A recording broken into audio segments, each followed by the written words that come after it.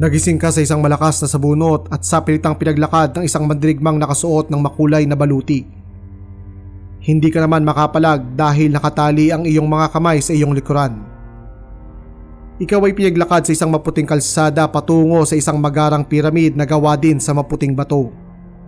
Makalipas ng maraming minutong pag-akyat sa piramid, ikaw ay sa pilitang inihiga at itinali sa isang batong lamesa. Ikaw na lamang ay napahagulgol nang makita mo ang paglapit ng isang lalaki na may hawak na itim at napakatalas na kutsilyo. Makalipas na umusal ng maikling panalangin, itinarak ng lalaking ito ang kutsilyo sa iyong dibdib at binuksan ito. Habang buhay ka pa, kinuha ng lalaking ito ang iyong tumitibok na puso at iniangat ito sa langit.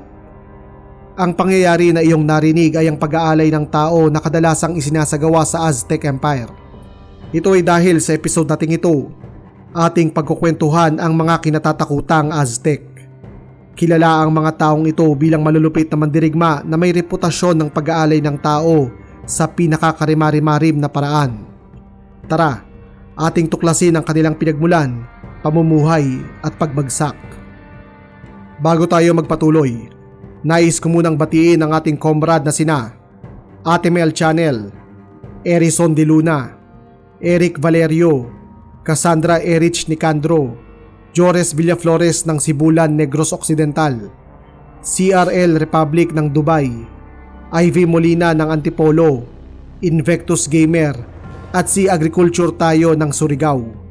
Maraming salamat mga comrade sa walang sawang pagsuporta sa ating channel. Ang pagsisimula ng kasaysayang Aztec ay binabalot ng misteryo at alamat. Ayon sa kanilang kwento, ang pagsisimula ng kanilang sibilisasyon ay tinatayang naganap noong 1000 AD sa lupain na kung tawagin ay Aztlan. Ipinagpapalagay ng mga eksperto na ang Aztlan ay kasalukuyang matatagpuan sa lupain ng Southwest United States.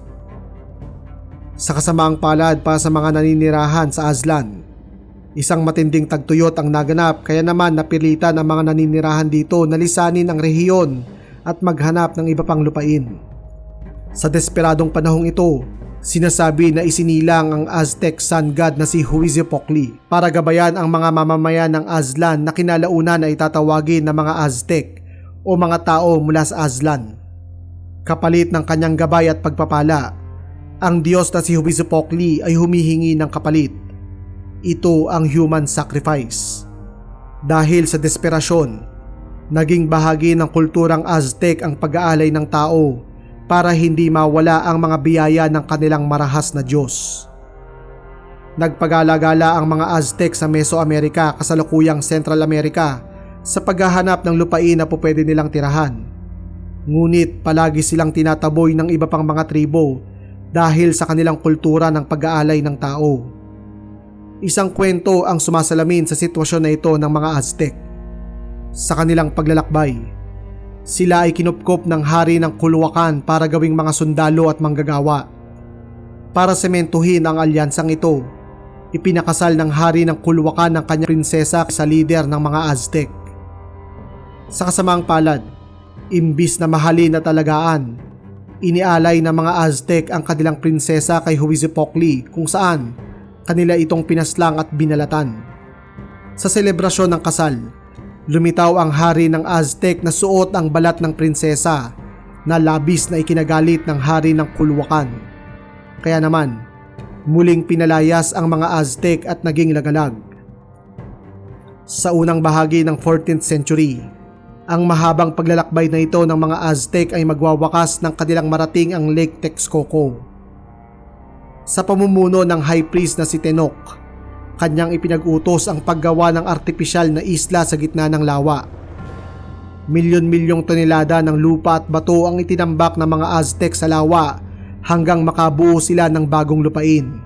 Idinugtong nila ang artipisyal na islang ito sa mainland sa pamamagitan ng paggawa ng mga tulay na lupa o causeway. Sa ibabaw ng bagong islang ito, kanilang itinatag ang kanilang lungsod, ang Tenochtitlan, alinsunod sa ngalan ng kanilang founder. Mula sa Tenochtitlan, nagsagawa ng isang marahas ngunit napakabisang military campaign ng mga Aztec kung saan umabot ang kanilang teritoryo na lawak na 207,000 square kilometers mula sa Gulf of Mexico sa silangan hanggang sa Pacific Ocean sa kanluran. Sa peak ng kapangyarihan ng Aztec Empire, kanilang pinamunuan ang napakalaking teritoryo at milyon-milyong mga mamamayan. Ang tinoktitlan naman ng panahong ito ay mayroong populasyon na humigit kumulang 200,000, katumbas ng populasyon ng Paris at Constantinople sa Europa. Lubos na marangya ang pamumuhay ng mga tao sa Aztec society kung saan normal lamang para sa mga upper class na gumamit ng mga kasangkapan na gawa sa purong ginto, samantala ang mga ordinaryong tao naman ay gumagamit ng ginto para pandekorasyon lamang sa kanilang katawan at tahanan. Isa sa pinakamahalagang aspekto ng pamumuhay ng mga Aztec ay ang kanilang relihiyon. Kaya naman, para lubos nating maunawaan ang kanilang sibilisasyon at mga gawain, kailangan muna nating intindihin ang kanilang pananampalataya. Ang lipunang Aztec ay naniniwala sa maraming Diyos kagaya na lamang ni Tlaloc, ang Diyos ng ulan, Quetzalcoatl, ang Diyos ng buhay at hangin, Tezcatlipoca, ang Diyos ng kapalaran, Xipetotec, ang Diyosa ng panganganak at si Huitzilopochtli, ang Diyos ng araw. Umiikot ang marami sa mga gawain ng mga Aztec sa pagsunod at pagsisilbi sa mga Diyos na ito. Ilan sa mga Diyos na ito ang nangangailangan lamang ng maliit na alay kagaya ng bulaklak, dasal o maliliit na hayop. Gayunpaman, ang mga pangunahing Diyos ng mga Aztec ay humihingi ng mas mabigat na alay. Ito ang dugo ng tao.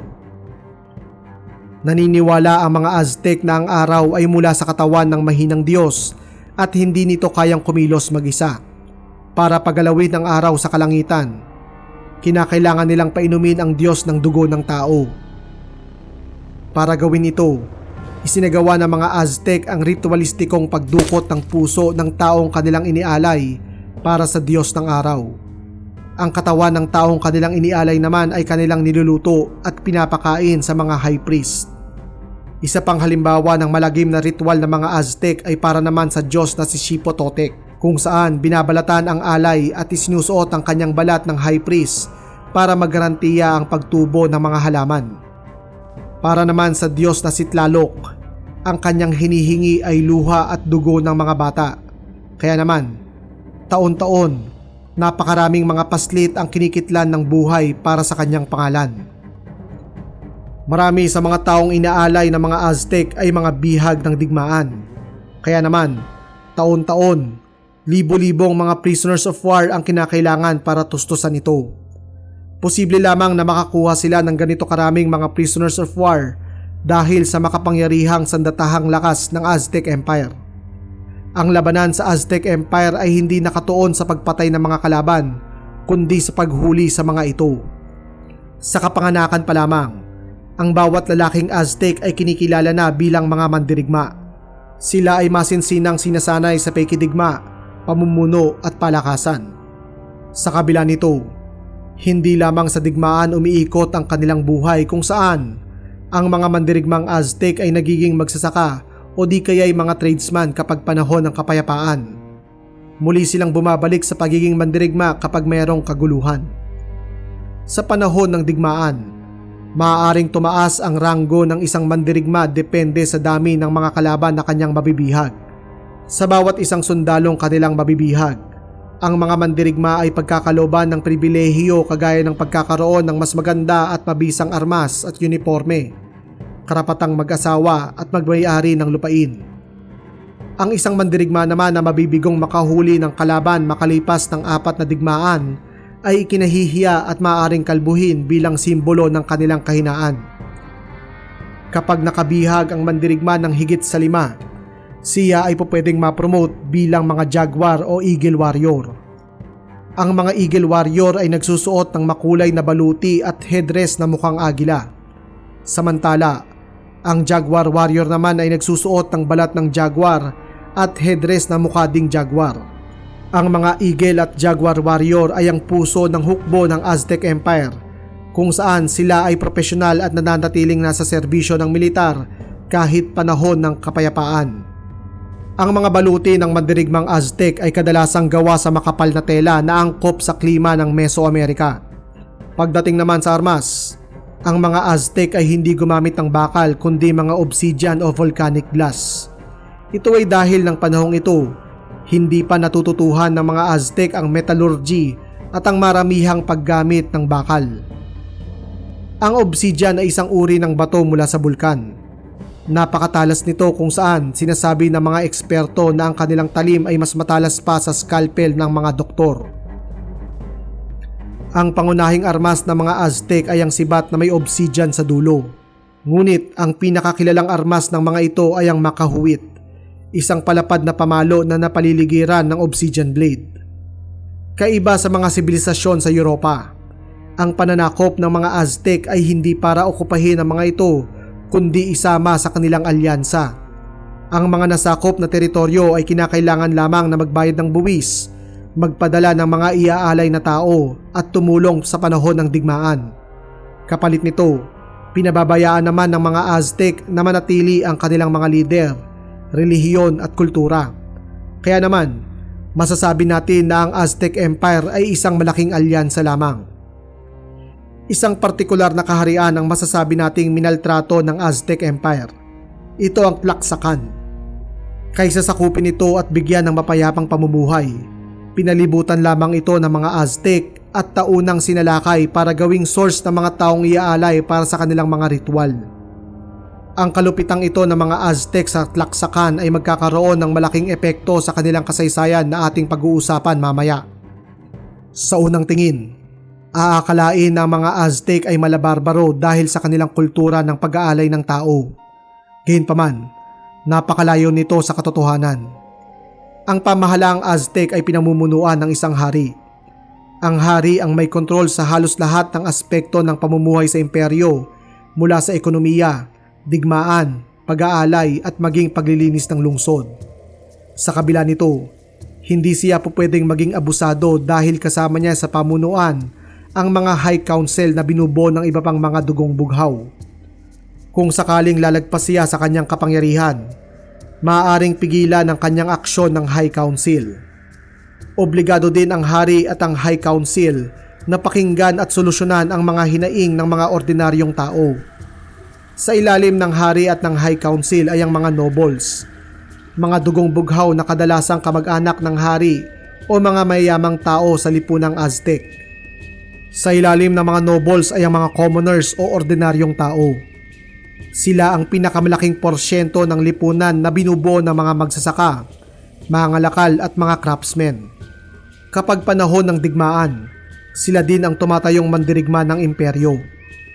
Pupwedeng yumaman ang isang commoner kung magiging magaling siya sa kanyang trabaho o negosyo, ngunit hindi siya pupwedeng umangat bilang noble. Sa ilalim ng mga commoners ay ang mga alipin. Kaiba sa iba pang mga sibilisasyon, walang taong isinilang na alipin sa lipunang Aztec. Maaaring maging alipin ang isang tao bilang kaparusahan sa kanyang krimen o kapag hindi siya nakapagbayad ng kanyang utang. Gayunpaman, kung siya ay magkakaanak, ang batang isisilang ay ituturing na malayang tao. Ang mga alipin sa Aztec Empire ay may karapatang magmay-ari at mag-asawa. Hindi rin sila basta-basta pwedeng ibenta kung hindi sila papayag, maliban na lamang kung sila ay pasaway. Para sa mga taong nabaon sa utang at walang kakayahang magtrabaho, maaari silang mag-volunteer na maging alipin kung saan isusuko nila ang kanilang kalayaan kapalit ng pag-aaruga at pagpapakain ng kanilang master. Kinalaunan, kung magagawa nilang makaipon, maaari nilang bilhin ang kanilang sariling kalayaan. Ngayon naman, ating pag-usapan ang pamumuhay sa loob ng lipunang Aztec. Kagaya ng mga Filipino sa kasalukuyan, ang mga Aztec ay naninirahan din malapit sa kanilang mga kapatid o magulang para magkaroon sila ng pagkakataon na magtulungan. Ang padre de pamilya ang nakaatas na maghanap buhay, samantala ang mga nanay naman ang nakatoka sa gawaing bahay. Ang mga kabataan naman ay obligadong mag-aral alinsunod sa batas ng mga Aztec kung saan kinakailangan nilang mag-aral hanggang teenage years. Kaya naman, malaking bahagi ng populasyong Aztec ang literate kumpara sa Europa, Asia at iba pang mga lupain ng panahong ito.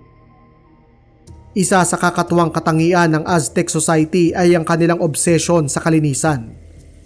Ayon sa kanilang pananampalataya, Ang paliligo at paglilinis ng katawan ay nakalilinis din ng kaluluwa. Dahil sa kanilang kagustuhan sa kalinisan, tinatayang umaabot sa 1,000 tao ang inaatasan ng hari ng mga Aztec na maglinis sa lungsod araw-araw.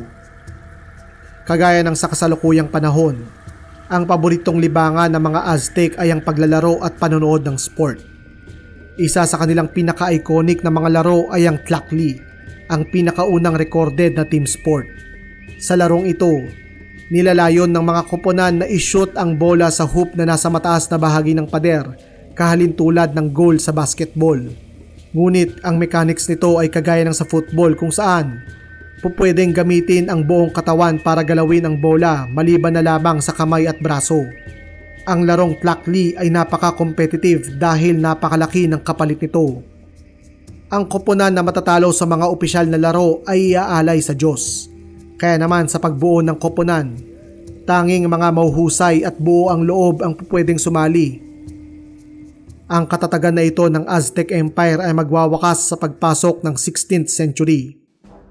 Nang huling taon ng 15th century, sa kabilang bahagi ng daigdig, isang malaking pagbabago ang nagaganap. Sa kontinente ng Europa, nagsimula na ang Age of Exploration kung saan nagunahan ang mga Europeo sa pagtuklas at pagsakop ng lupain para sa kanilang mga bansa. Sakay ng mga dilayag na barko, nagtungo ang mga Europeo sa iba't ibang sulok ng daigdig. Noong 1493 AD, isang Spanish explorer ang nakatunton ng isang grupo ng mga isla sa North America. Siya si Cristoforo Colombo o mas kilala bilang Christopher Columbus. Kanyang tatawagin ang mga islang ito bilang Caribbean at dito niya itatatag ang pinakaunang Spanish colony sa New World. Ito ang Spanish West Indies. Nang maitatag ang pamayanang ito, dumagsa rito ang napakaraming mga Europeyong explorer, kabilang na ang isang uhaw sa adventure, yaman at katanyagan na si Hernan Cortes. Si Cortes ay isa sa pinakamakulay na historical character sa daigdig. Mula sa pagiging university student, may kilala si Cortes bilang ang taong magpapabagsak sa isang dambuhalang imperyo. Kung nais ninyo ng mas detalyadong episode tungkol sa kanyang buhay, magkomento lamang kayo sa ibaba.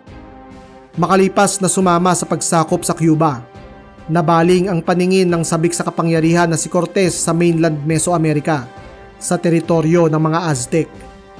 Naengganyo si Cortes na magtungo dito dahil sa mga kwento-kwento na ang lungsod ng mga Aztec ay nag-uumapaw sa ginto.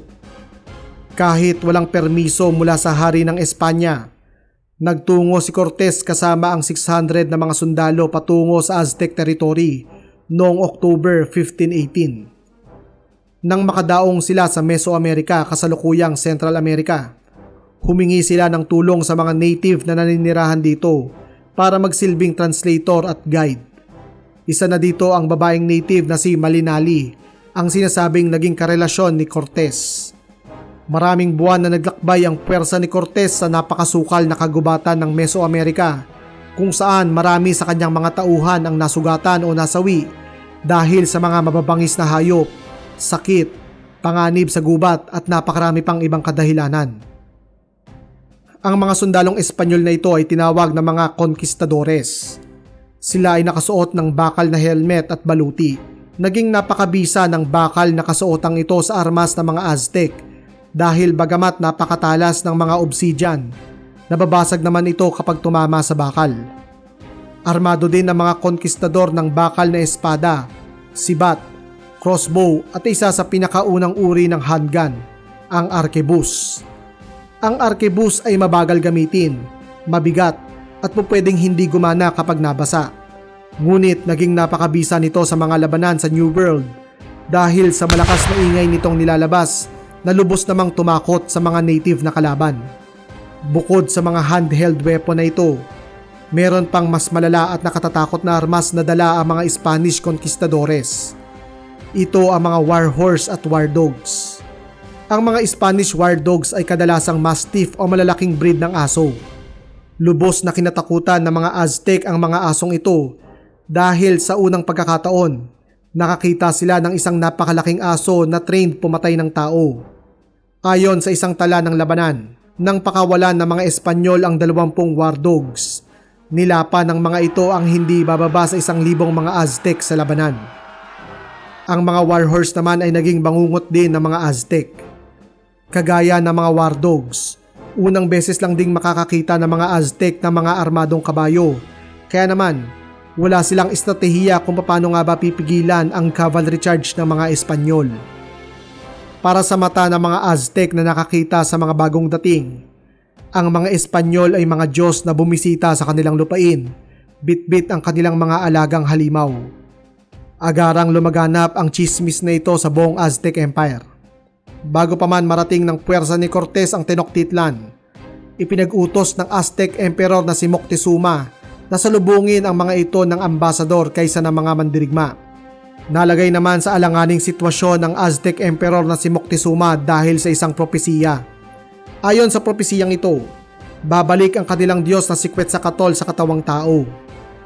Nagkataon naman ang propesiyang ito sa pagdating ni Hernan Cortez, kaya naman nahati ang opinyon ng mga Aztec kung tatanggapin ba nila o hindi ang mga bagong salta. Nang sila ay magkatagpo, hindi maintindihan ng mga Aztec ang pagkahumaling ng mga Espanyol sa ginto.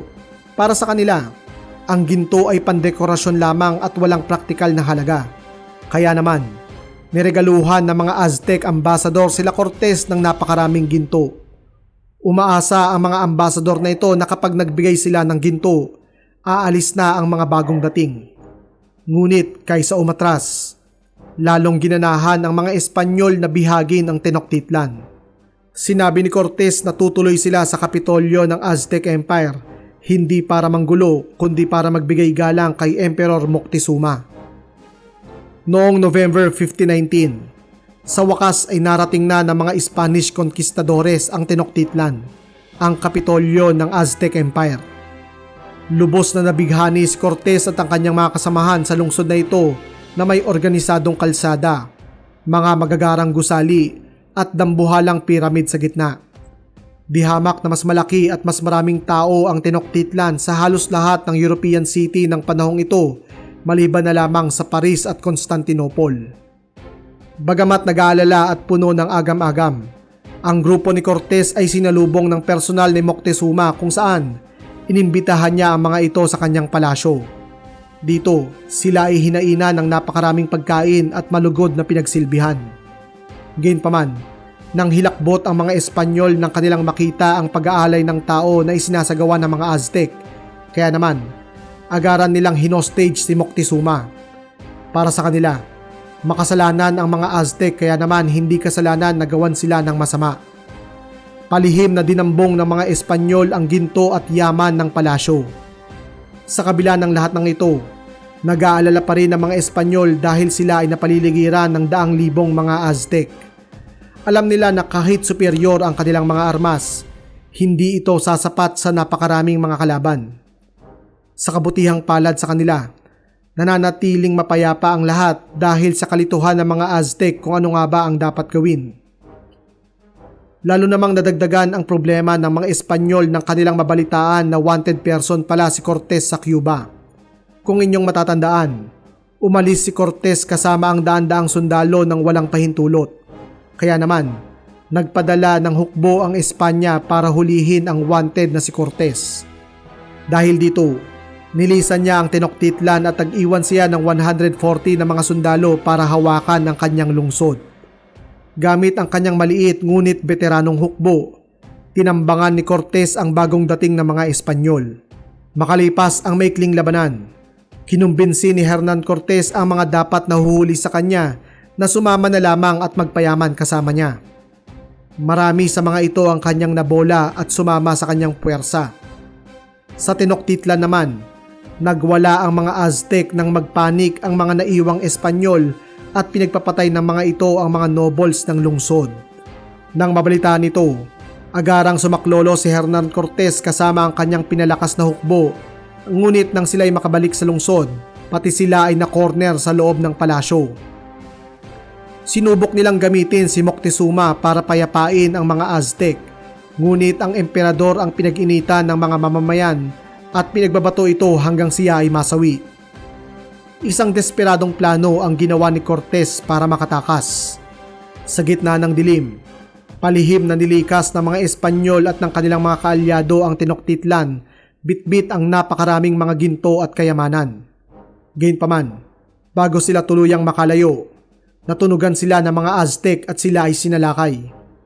Napakaraming mga Espanyol na puno ng kayamanan ng katawan ang nagsipagtalunan sa katubigan sa paligid ng Tenochtitlan para makatakas. Sa kasamang palad sa kanila, dahil napakaraming ginto ang kanilang dala, marami sa mga ito ang nangalunod.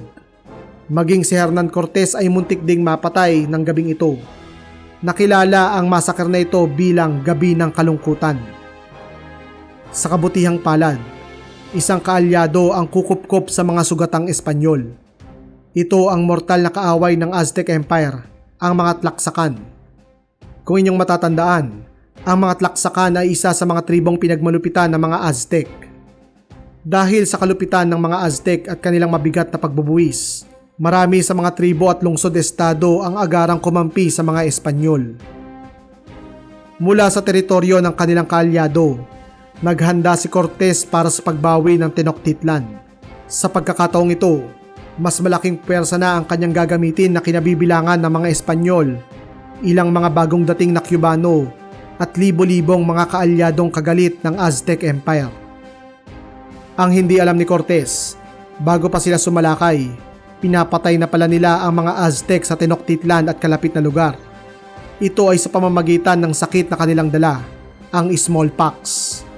Sa kanilang pananatili sa lungsod, hindi sinasadyang nahawaan ng mga Espanyol ang mga Aztec ng sakit na smallpox kung saan wala silang mga resistensya. Mabilis na lumaganap ang sakit sa Tenochtitlan kung saan tinatayang umabot sa 40% ng populasyong Aztec ang nalagas. Marami rin ang nangamatay sa gutom dahil sa kawalan ng mga magsasaka na magtatanim at mag-aani ng pagkain para sa mga ordinaryong mamamayan. Makalipas ng 6 na buwan na paghahanda, bumalik si Cortez sa Tenochtitlan kung saan lubos na itong nanghina kumpara sa kanyang unang pagbisita.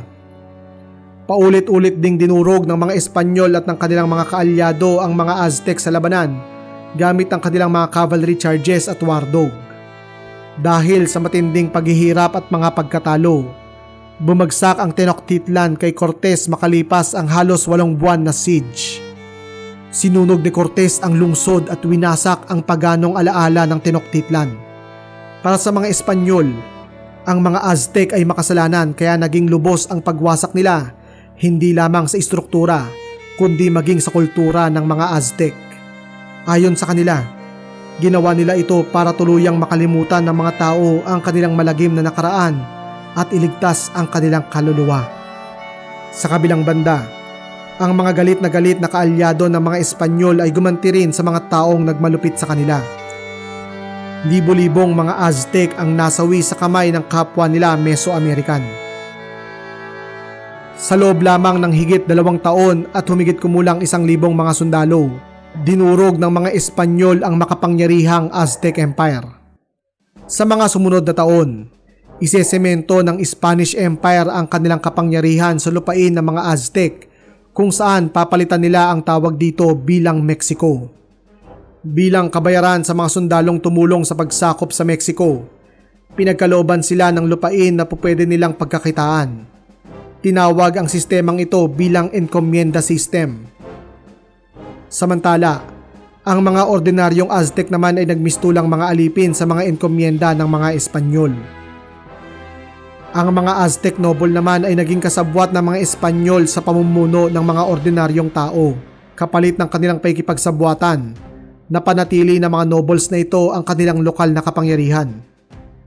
Kung pamilyar kayo sa mga nabanggit, ito ay dahil ganito din ang naging pattern ng pananakop ng mga Espanyol sa Pilipinas. Kinalaunan, ang Mexico ay magiging tulay ng Spanish Empire patungo sa kanilang mga teritoryo sa silangan, kagaya na lamang ng Molucas, Palau at ng Pilipinas. Marami tayong mga video ukol sa kasaysayan kaya't siguraduhin ninyong bisitahin ang ating channel para mapanood ang ating iba pang mga episode. Nais kong irekomenda sa inyo ang ating topic ukol sa Roman Empire dahil tiyak na magugustuhan nyo ang mga ito. Muli, ako si Sir Ian at sama-sama nating aralin ang kasaysayan.